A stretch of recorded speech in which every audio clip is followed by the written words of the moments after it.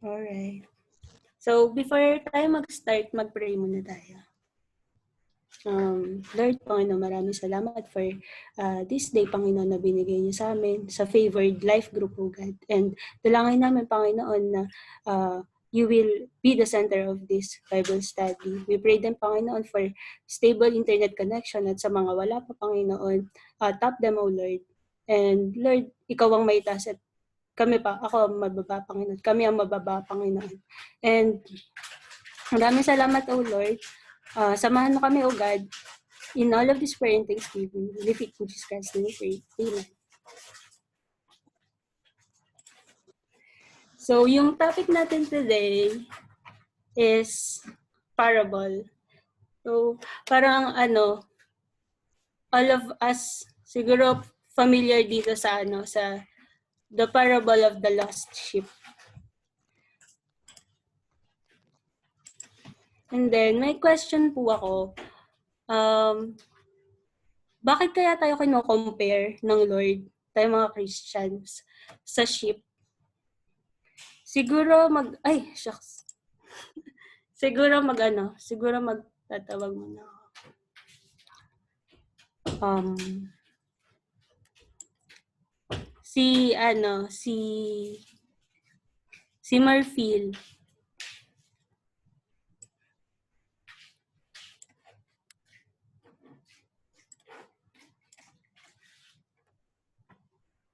Hello?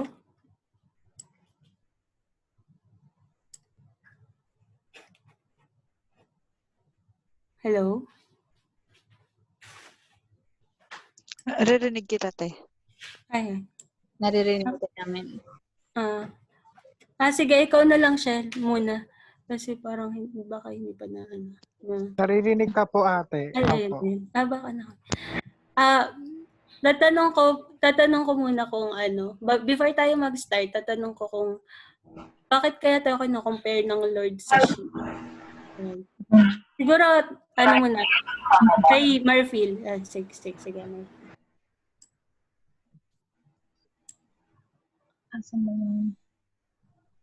Ako po ba, ate? Ako po ba? Yes.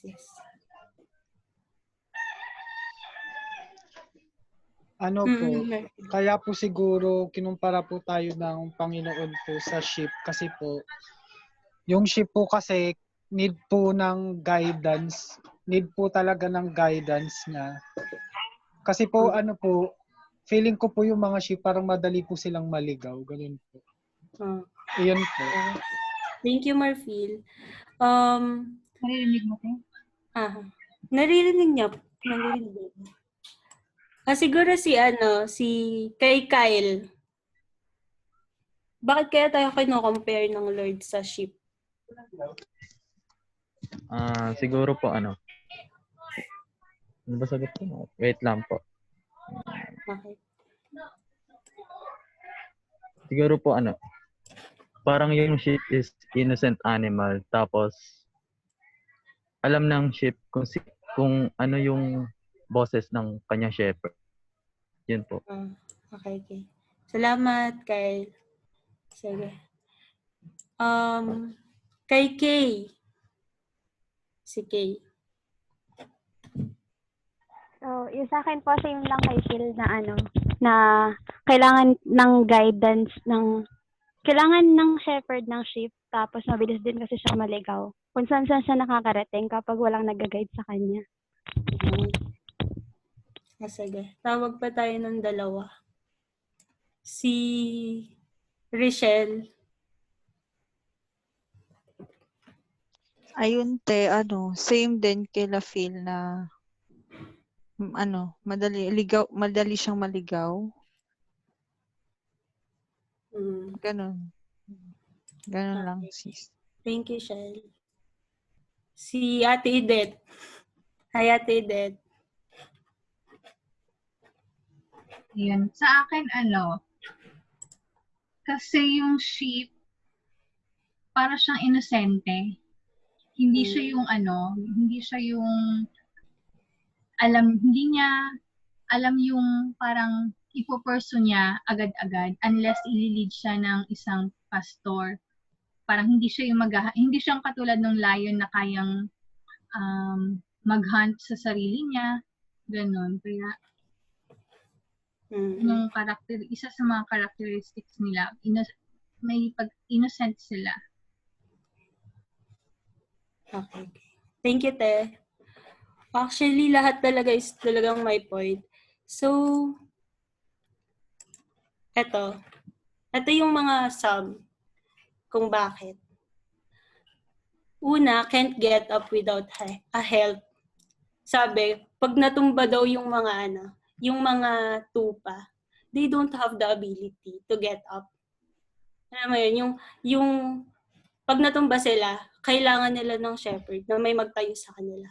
Kailangan na itayo sila ng shepherd. Kung hindi, dun lang sila forever. Unless may magtayo sa kanila. Parang ganon. And same with us, may mga times na natutumba tayo, mga troubles in life, and surely, di natin kaya without the intervention of the Lord. And eto, not meant to carry burdens. Diba, kung mapapansin nyo, yung mga ibang hayop, they are carrying pack on their back. Pero itong sheep na to, itong mga sheep, they don't carry kasi they are not meant to carry a heavy load. Sa ating mga Christians, we are not meant to carry our burdens. In fact, we are to give Him our heavy load so we can carry it. So He can carry it for us. And then itong sheep will settle for less. Grabe yan. Sheep will settle for less. Kasi, kunwari, may nauuhaw sila. Pag nakakita sila ng parang yung tawag doon, paddle eh. Madumi siya, parang naipon lang ng ulan. Kunwari sa kalsada, di ba? May mga ganun. Sa daanan. Iinumin lang nila yun. Kahit merong parang mas malinis na tubig, 20 feet ahead lang. Mas magsisettle sila doon. Iinumin nila yung dirty paddle na yon. And nagiging content na sila doon. And it satisfies for them at the moment. Hindi nila namamalayan na later on nadudungisan na sila. And ang katunayan pa nun, they lack discernment and judgment. And di nila alam yung mga good for them. Tapos sa atin, many times, we see dirty paddle or sin in front of us and go straight for it. Because kala natin, okay lang sa buhay natin. Pero di natin namamalaya na madungis na pala tayo. Kino-compare tayo ng Lord sa sheep, sa Bible. Kasi we don't always know what is good for us. So, yun isa. You'll settle for less. Sa valuable. Kasi during Jesus days, yung mga sheep, yung mga nag-aalaga sa sheep, yung may-ari ng mga sheep, they are considered as wealthy men.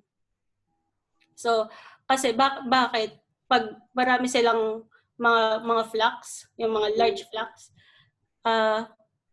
they are considered as wealthy kasi they provided milk, meat, wool, and they produced offspring. So, yung mga shepherds talagang nagsasacrifice to make their flocks are protected. And then, Jesus made the ultimate sacrifice for us because He loved us so much. He died on the cross so we would live with Him forever.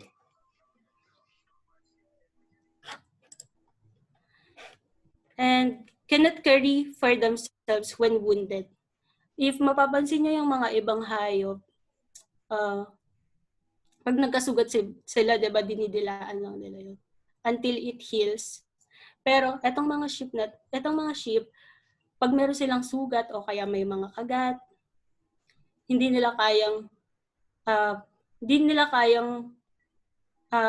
they can take care for themselves. They need a shepherd para alagaan sila sa mga injuries nila.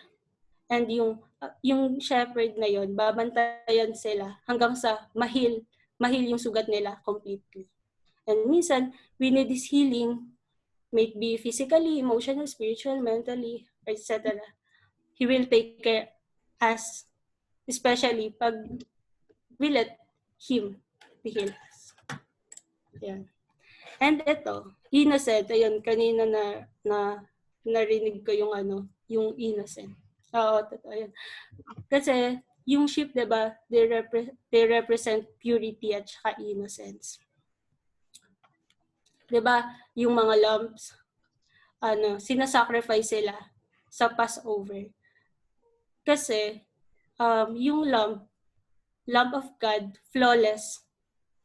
Yan. Tapos pure, tsaka holy. Pero 'di ba, yung goat, ayun naman kabaliktaran, 'di ba? Yun naman nire-represent yung Satanism kasi nga they are dangerous, destructive at tsaka worst. Pero itong mga sheep, they are considered as they are innocent as lambs, pure and righteous. And defenseless. They can defend themselves very well. Madali lang silang matakot. They can't defend themselves.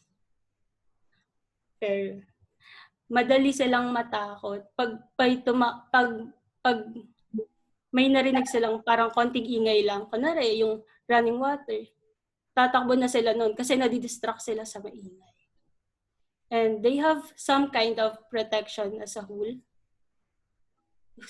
group, or sama-sama sila, diba? Lagi silang magkakasama. Kasi mag-isa lang sila, yun, defenseless na yun. Sorry. Tapos,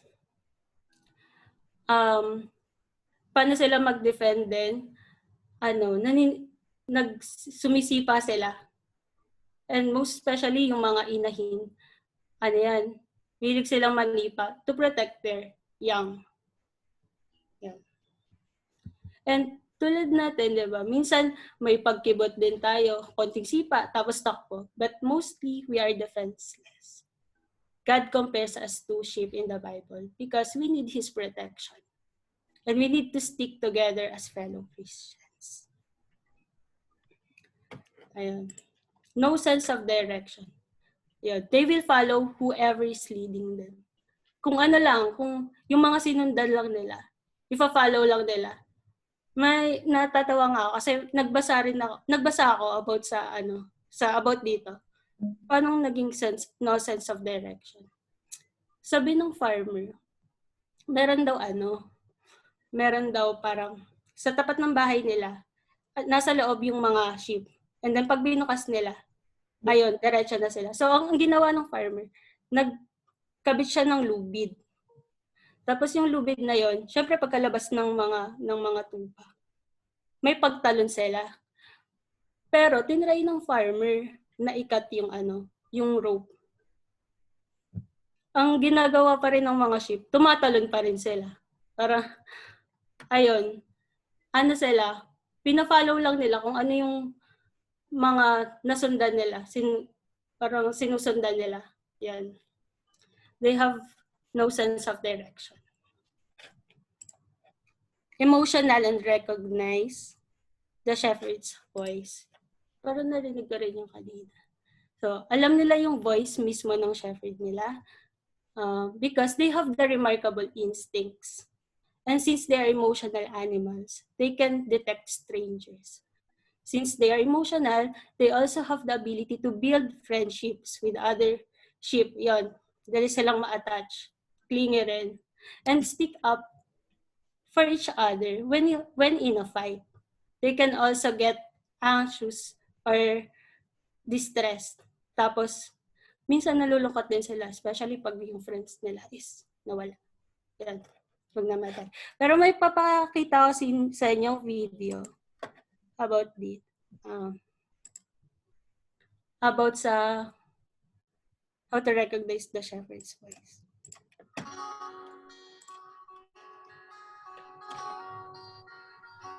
So, ayan siya. Ito yung mga sheep.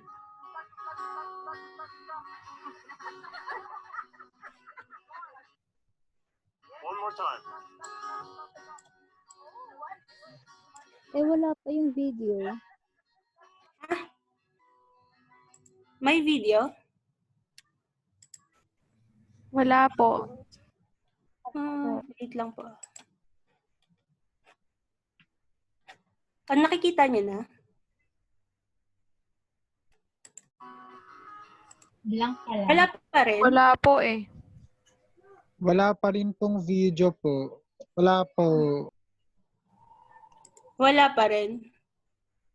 Wait stop ko lang. Tapos, share screen ko ulit.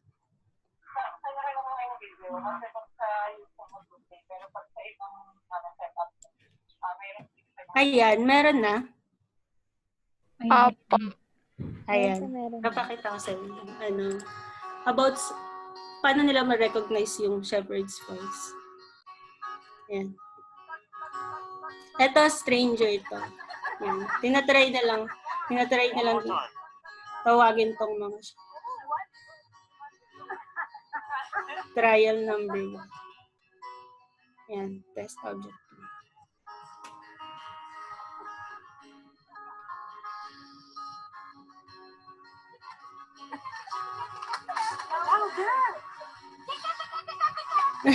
Wala pa rin.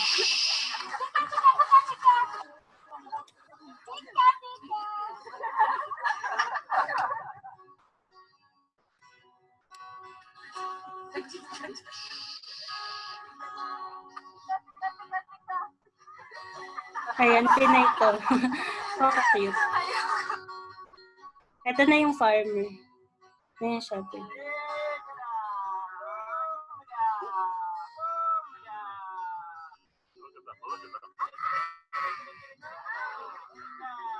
Ayan na.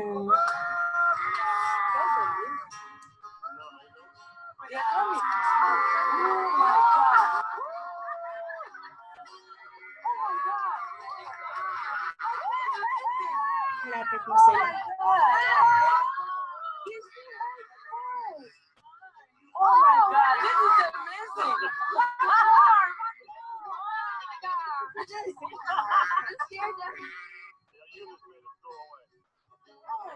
Was that cool or what? You will never have the same again. Ayan.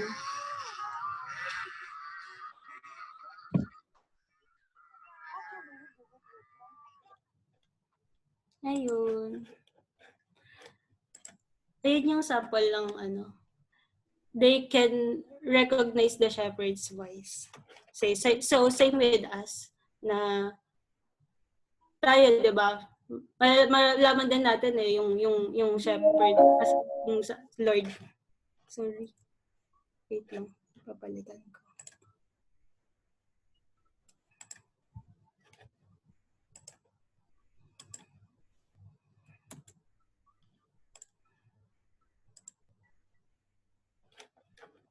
Okay, sorry po. So, yun. Ang topic natin today is itong Luke 15, 1-7. Okay, let's read this. Siguro may magtatawag na lang ako. May video ka, Claire? Te. Paano? Stop. Try uli. Sige, te.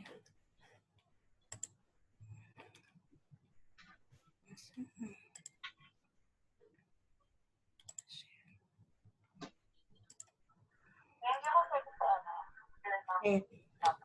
Nakikita niyo na? Nakikita na po. Opo. Okay, sige. Sige. Si ano na lang ang magbabasa. Si Marfil. Sa Luke 15, 1-2. Ito muna. Itong nasa screen. Okay po, sige po. Luke chapter 15 verses 1-2. Now the tax collectors and sinners were all gathering around to hear Jesus. But the Pharisees and the teachers of the law muttered, "This man welcomes sinners and eats with them." Yan. Thank you, Marfil. Sa susunod si Micah. Hanggang ano po? 3-7 na be. Sige po. Then Jesus told them this parable. Suppose one of you has 100 sheep and loses one of them. Doesn't he leave the 99 in the open country and go after the lost sheep until he finds it? And when he finds it, he joyfully puts on his shoulders and goes home. Then he calls his friends and neighbors together and says, "Rejoice with me, I have found my lost sheep." I tell you that in the same way, there will be more rejoicing in heaven over one sinner who repents than over 99 righteous person who do not need to repent. Ayan. Thank you, Micah. So, itong parable na to is very important sa akin and in my Christian journey. I guess sa inyo din. Wait. Ito, 15. Now the tax collectors and sinners were all gathering around to hear Jesus. Tax collectors. Yung mga tax collectors that time, they were considered as evil. Tapos greedy sila. Mga corrupt, sabi nila corrupt people. Kasi yung mga buwis, dinadagdagan nila. Na dapat, sakto lang dapat yung sisingilin nila. Pero yun nga, dinadagdagan nila. And then, ayun, kasama nila si Jesus, nag-gather sila, and nakikinig sila sa Lord, kasama yung mga sinners. Tapos yung mga Pharisees and teachers of the law muttered. Yung mga Pharisees noon, ayun yung mga religious group or party na laging nakaka-enkwentro si Jesus. Para para interpretation sila ng law. Tapos, yung mga Pharisees, they separate themselves from society. Kasi, hindi sila nakikisama sa mga sinners. Tawag ba sa kanila ay hypocrites. Ayun. Tinawag nila si sabi nila yung napadaan sila. Tapos sabi nila na this man welcomes sinners and eats with them. Sabi nila kay Jesus. And then, ito yung sabi ni Jesus.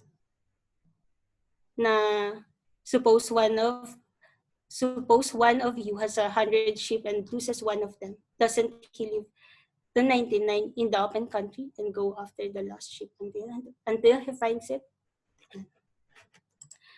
So, yun. Palagay nyo kaya, bakit kaya naliligaw yung mga sheep muna? Si Ate Idet.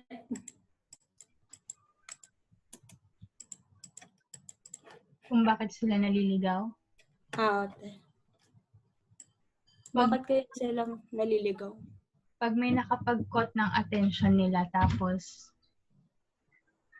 hindi sila, yung parang nawala sila sa grupo nila tas na-caught yung attention nila ng ibang bagay.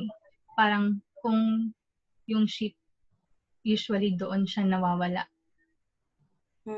Actually, te. Thank you, te. Si Amy.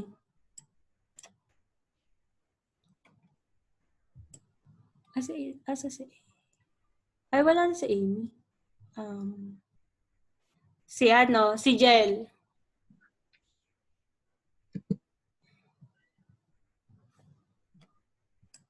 Hello. Hello. Mhm. Naririnig ba ako? Naririnig. Bakit naliligaw ang mga tupa? Kasi mahirap sila sa sense of direction. Tsaka short-sighted nga daw sila. So, short-sighted. So, kaya sila naliligaw. Yeah. Thank you, Jel. Sige, isa pa. Si Kay.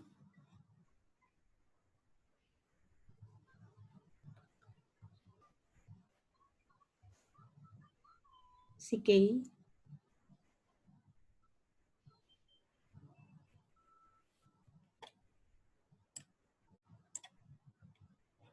Hello?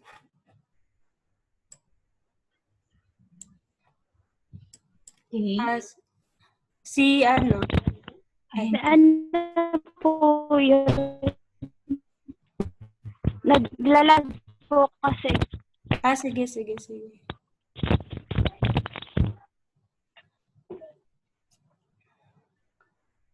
Okay. Yung question kanina, sis. Bakit kaya palagay mo naliligaw yung mga sheep?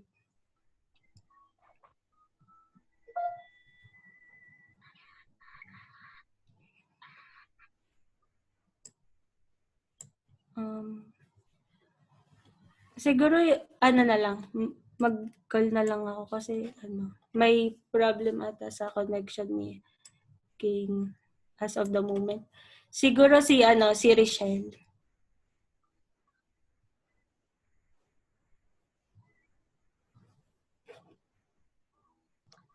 Sis, mabilis mawala yung nila. I mean, mabilis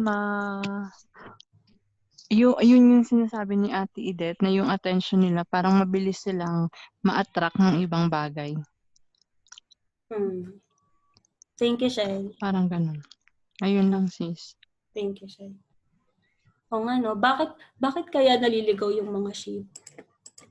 Kasi itong 99, they are going that way. Tapos yung isa, this way. Baka wounded, diba? Baka sick. Baka nauhaw, pumunta dun sa paddle, nagtampisaw. Or nalingat, diba? Tapos nawala na. Wala na yung mga kasama niya. And syempre, pag mag-isa na lang siya, they don't have the sense of direction. Pwede ring na-fall, nadapa, tapos, na-fall, nadapa, tapos bumalik, hindi na nakabangon, diba? Hindi sila makakatayo hangga't hindi tinayo ng shepherd, diba? Siguro, all of us, masasabi natin na we were that lost sheep, or I was that lost sheep before. Then mapapatanong tayo na bakit may 99 na healthy sheep, bakit nag-aksaya ng panahon sa isang sheep na naligaw? Parang anong concept yun? Parang gano'n, diba? Parang sa atin, diba? It's not choice decision. Parang gano'n. Kasi isa lang, diba? Hanapin mo pa. Hindi mo alam kung saan Kung saan siya na iwan diba? Pero yung pagmamahal ng shepherd, hindi niya kino-consider kung ikakapahamak niya ba or whatever consequences na mangyari sa kanya during naghahanap siya, diba? Yung safety niya mismo, hindi niya na inaalintana na kahit malagay siya sa peligro, or sa alanganin. Diba? Nagbabaka sakali siya na baka masumpungan niya yung naligaw na sheep. Sabi ng Lord, sabi ng shepherd, the rest of you have safety in numbers. Sa 99. So I'm not going to worry about you for a while. Hanapin ko muna tong isa. I'll try to get these people back with us so we can celebrate walking the winding path together. Kasi alam din ng shepherd na di natin kayang mag-isa. So, sabi nga, diba, talagang nakadepende sila. Nakadepende yung mga sheep sa shepherd. And same with us, di natin talaga kayang mag-isa. Napalayo man, diba? Nalihis, yung mga nalihis na landas or naligaw. Kahit ang layo ko na, kahit ang layo na, oo, kahit gaano kalayo, kahit gaano kahaba, lalakbayin. Talaga ba, Lord? Diba? Para sa akin, I don't even deserve. I couldn't earn. Diba? Sa reckless love, I don't even deserve and I couldn't earn it. Lord. Kahit sinner ako, Lord. So yun, He pursues the lost sheep. He chases them. He calls to them at gagawa ng paraan para talagang mahanap yun, yung nawawalang isa. And in the same way, our Father in heaven is not willing that any of these little ones should perish. Ibibigay ng shepherd talaga. Ibubuwis niya yung buhay niya to find it. One. Diba? He gave himself away. Sa atin, in Christian journey, diba? He died for you.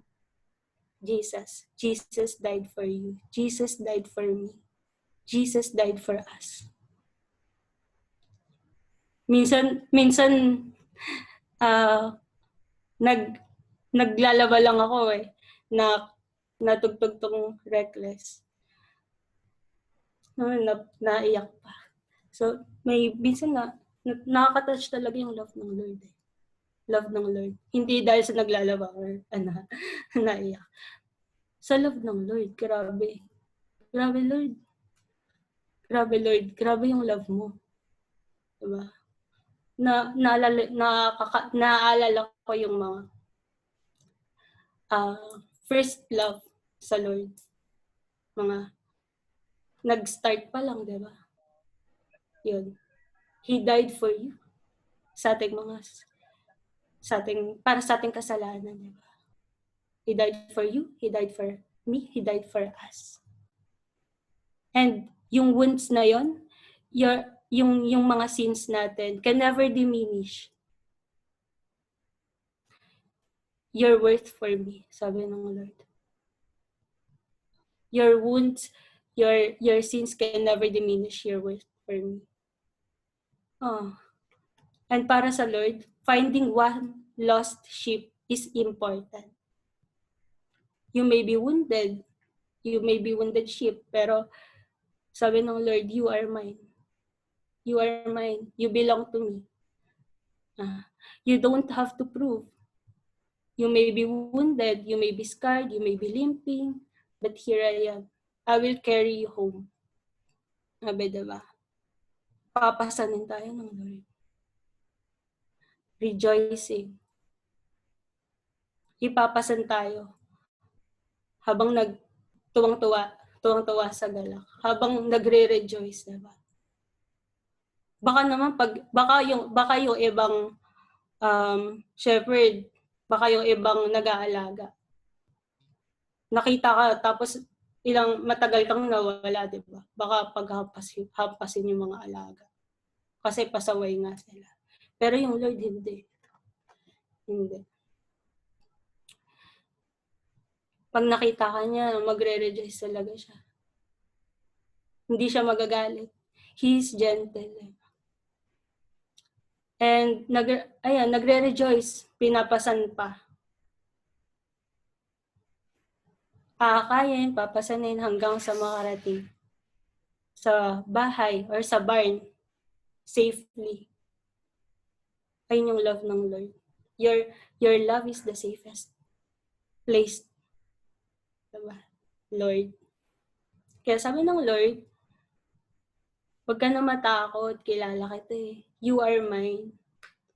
Naligaw ka man, you are now found. Sabi ng Lord, I am now here, you are now safe. And hindi lang yung nagre-rejoice. Kasama pa yung mga kaibigan niyo, diba? Tatawagin. He calls his friends and neighbors together and says, rejoice with me, I have found my lost sheep. Magtatawag pa ng mga friends and kapitbahay para mag-celebrate. Kasi iba yung joy eh. Iba yung joy ng one sinner na nag-repent over the 99.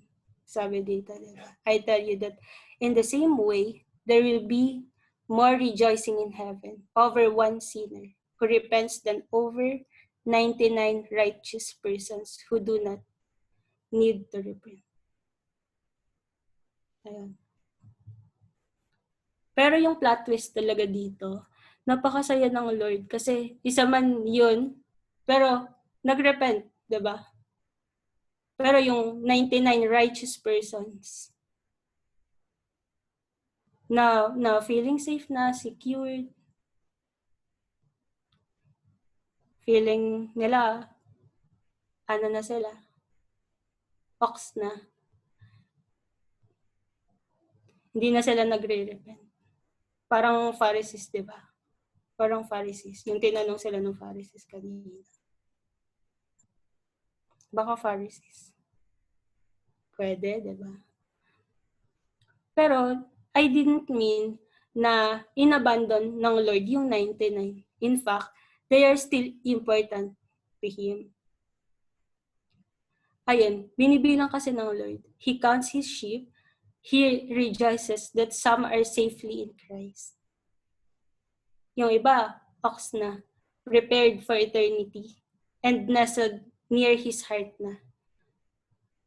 Pero yung iba, nawawala pa. Some are missing. Kasi He knows the flock is not complete without the lost sheep. So, ang gagawin ng shepherd, talagang hanapin niya yon hanggang makita niya yung lost sheep. Yun yung greatest love, diba? Great love. His love is the safest place. So, yun. He pursues the lost sheep. He will chase them. He calls them. Allows circumstances into their lives. Decide to make them look up.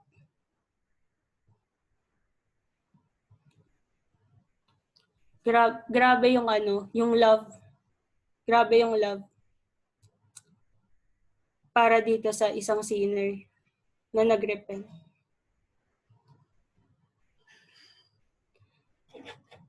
And yun.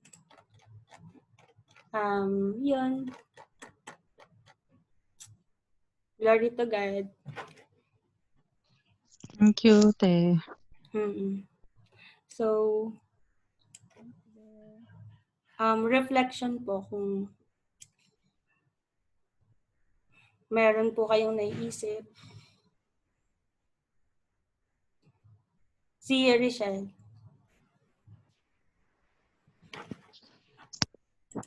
Yes, Te.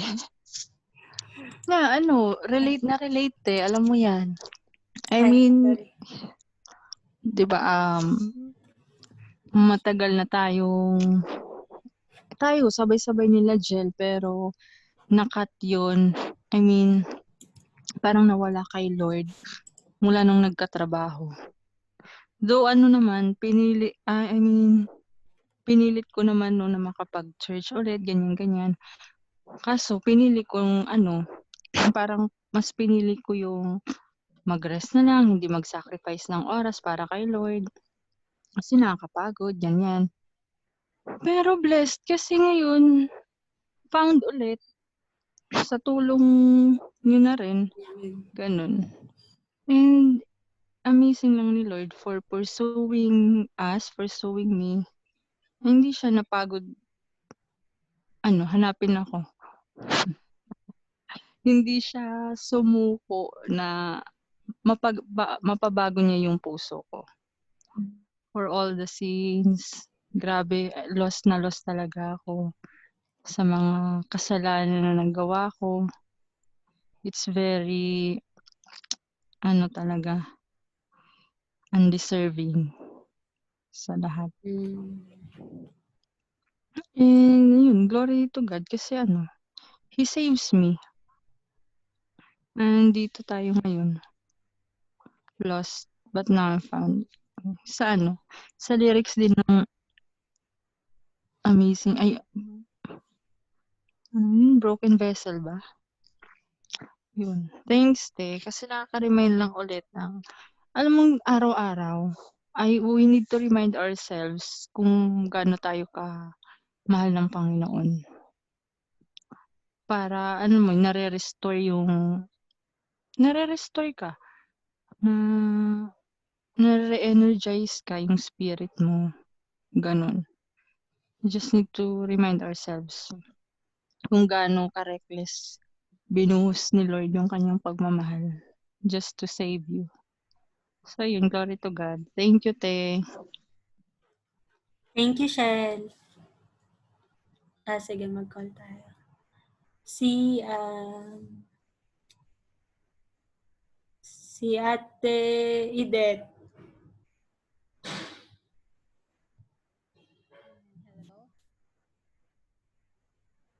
Hello? Narinig niyo ba ako? Hello? Teka lang ha. Ayan. Okay na? Naririnig na ako? Hello? Hello? Hello, Te. Ayan, okay na. Ayun. Sa akin kasi, kanina yung binabasa ko yung Psalms 23 kanina. Di ba kasi itong Psalms 23 pertaining siya sa the Lord as a shepherd.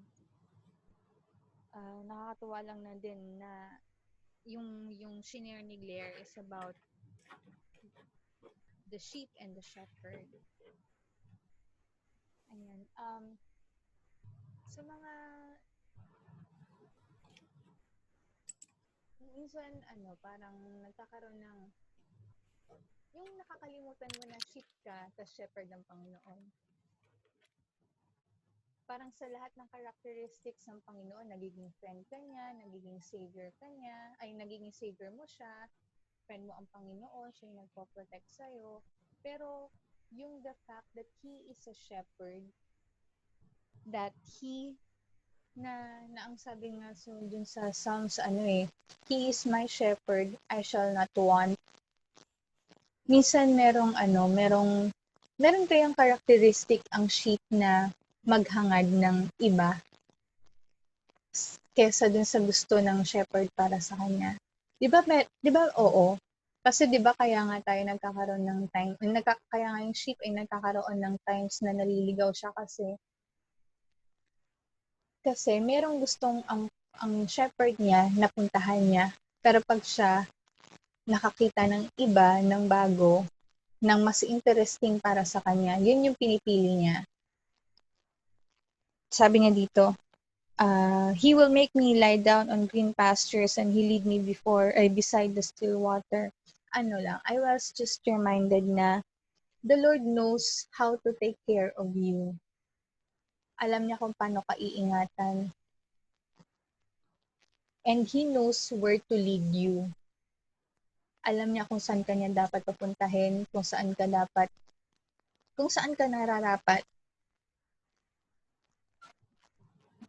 Kanina nga, di ba, sinishare ni Claire na we all experience the love of God. Kung paano niya pinursue yung the lost sheep.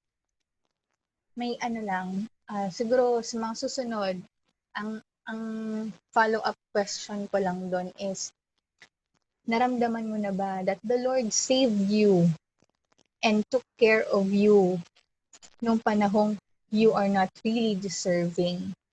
Pangalawa, would you stay na maging parte ng 99 righteous person or 99 righteous sheeps? Or would you want to be part na maging assistant ng pastor na naghahanap ng kapwa, naghahanap ng naliligaw na tupa? If you, ayun lang, pag na-experience mo, nasabi nga kanina ni, sino yung nagsabi nung kay Paul? Si Phil. If you experience the full conversion of the Lord, you will know kung gaano ka-deep yung pagmamahal ng Panginoon doon sa mga nawawala. And we would want na yung desire natin to seek other people, to share the Lord to other people, mag-ignite din lalo. Ayun lang. Thank you, Te. Thank you, Ate Det. Thank you. Sige, tawag pa tayo. Si Amy. Sa akin, yung sa sheep, sana ganun din talaga yung mga Christian, yung alam talaga nila yung boses ng shepherd nila. Though inihalin tulad tayo sa sheep, pero most of the time kasi hindi natin talaga, or alam natin pero hindi natin sinusunod yung boses ng shepherd. Ayun, so I pray na maging talagang mapangatawanan ng pagiging sheep. Ayun po. Thank you, Amy. Si Kyle.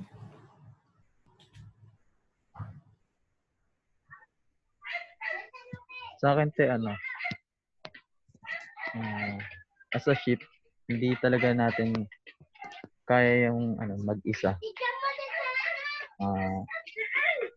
We need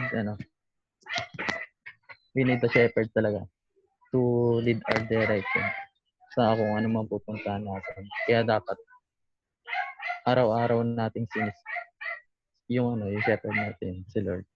Yun lang po. Thank you, Kyle. Si Micah.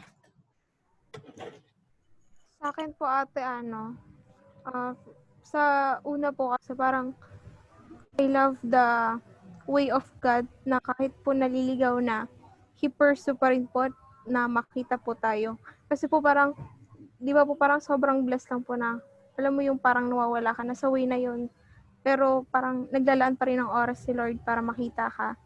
Tapos, masaya ka pa po dun kasi kahit na nahanap ka niya, hindi ka niya judge despite ipupurso ka pa niya na go lang, ganyan naman. Parang, ang sabi kasi doon, parang hindi niya naman nag-celebrate pa sila, di ba? Parang ang saya lang po kasi kahit na nagkakamali ka, hindi ka niya tinatrato na, ay, kailangan deserve mo to kasi, nawala ka ganun. Parang, mas new environment pa rin po. Parang mas lalo ka pa niyang minomotivate na mag-continue. Tapos po, parang yung impact po nito sa akin, parang ang sarap maging ang sarap nung way of living na gano'n. Kasi parang pag may nawawala ka, dapat i-search mo 'yon. Kumbaga parang feel mo na lack of faith ka, parang search for it, then do it. Kasi maghintay ka lang kasi walang mangyayari pag gano'n. Iyon lang po. Actually. Thank you, Micah. Sige si Marfil. Ano po, sa akin naman po is, yung na-observe ko po is yung nabasa ko pong Bible verse po kanina, yung Jesus sits with the sinners. Yung umupo po si Jesus po, umupo po, kasama po yung mga sinners po.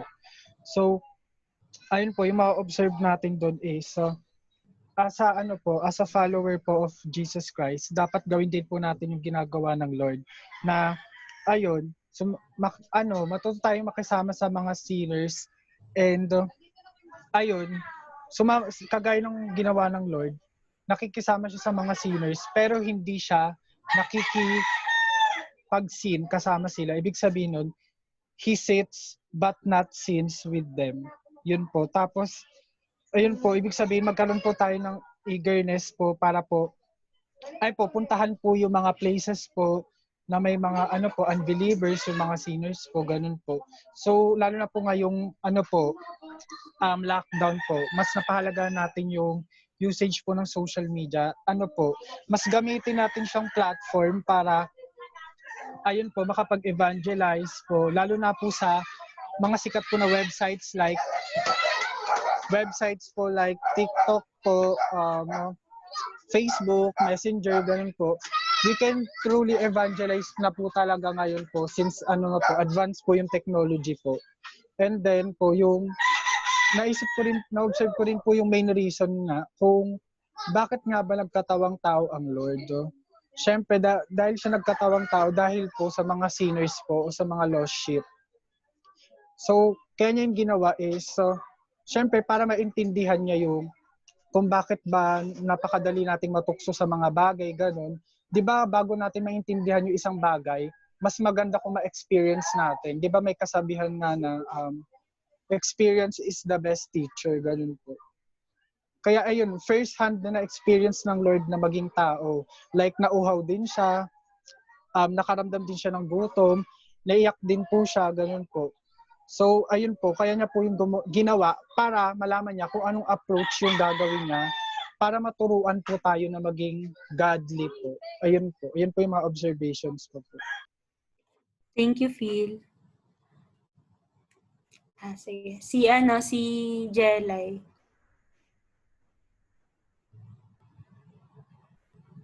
At saka si Ben pala. Si Jelay.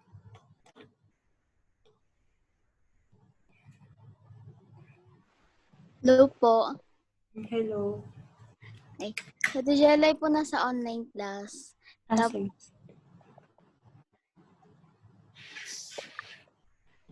Ate, hindi ko po kasi naabutan yung tanong kasi nag-cut po yung connection namin. Sa reflection ba? About sa the lost sheep. Okay po.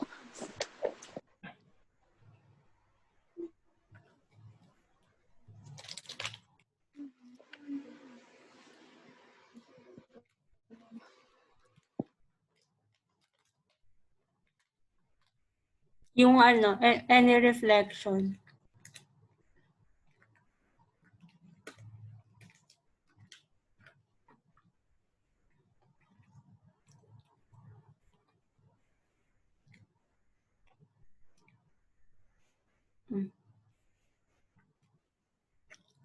Na lang muna pala. Si Kay. So, sa tingin ko okay na to. Narinig na po ba?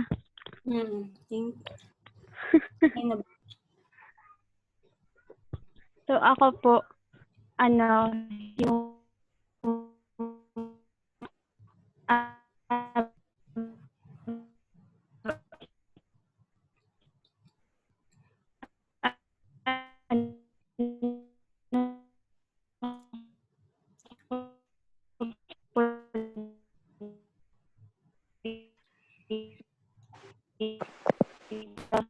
away ko dito sa So, kapag ganaan ka, kapag nawawala ka, kasi mahalaga ka.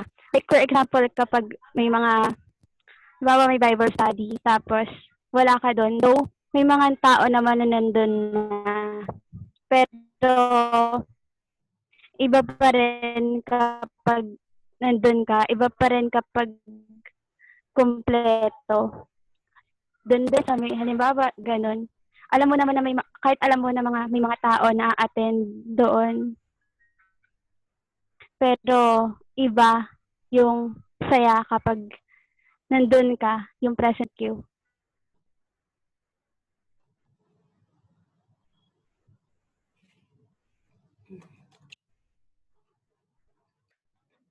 Thank you, Kay.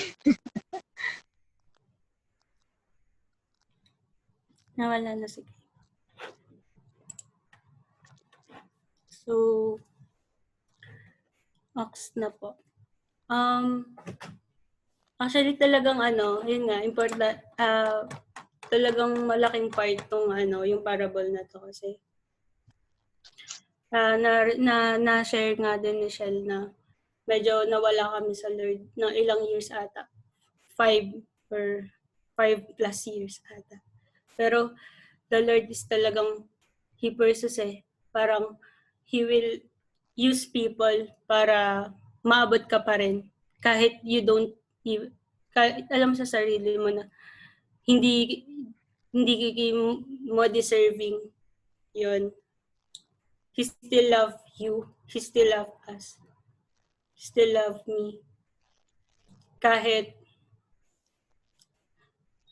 naligaw na, ganun. Kahit nag-sin na, diba?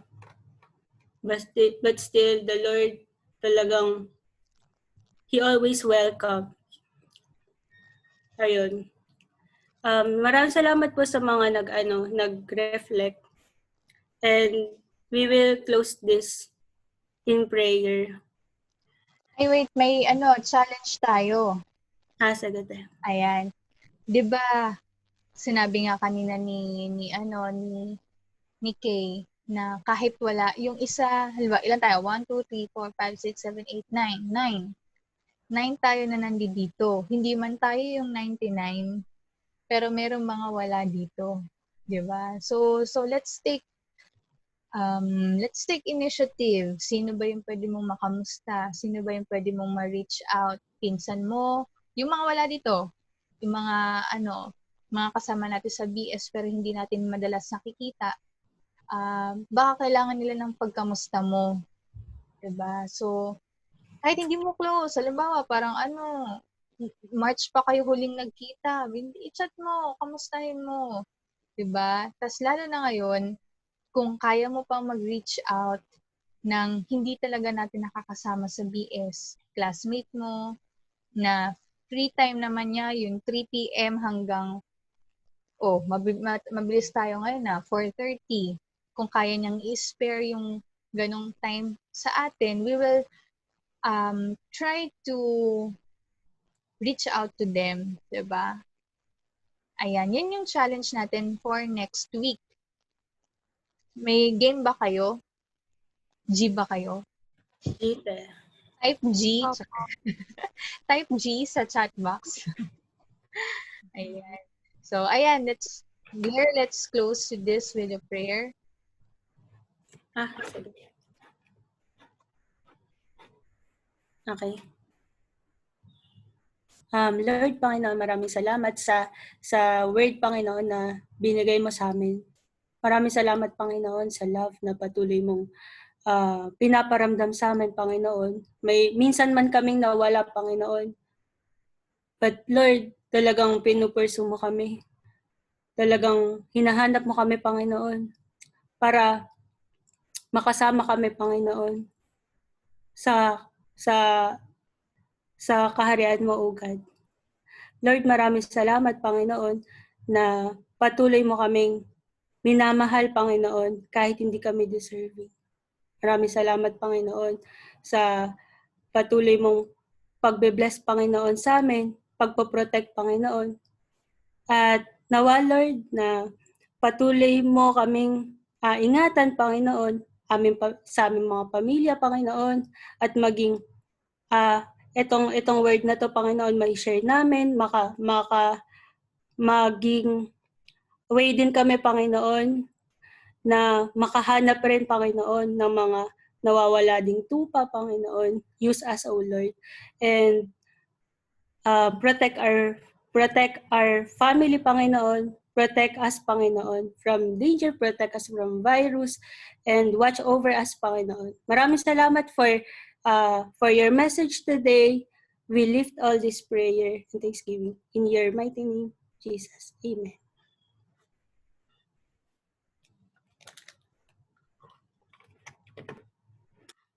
Ate, nakamute ka po. Pa-picture naman tayo. May I see your faces.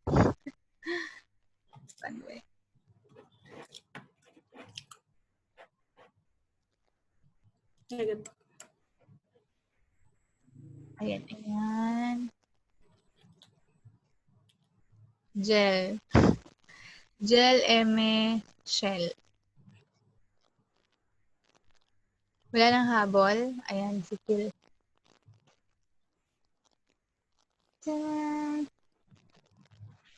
Ayan.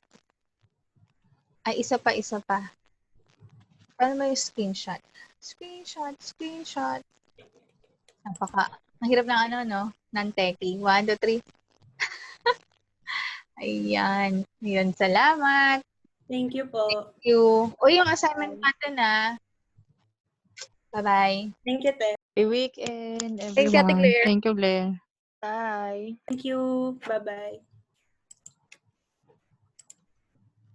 Jel, di kita makita. Nag-out pala siya. Bye-bye.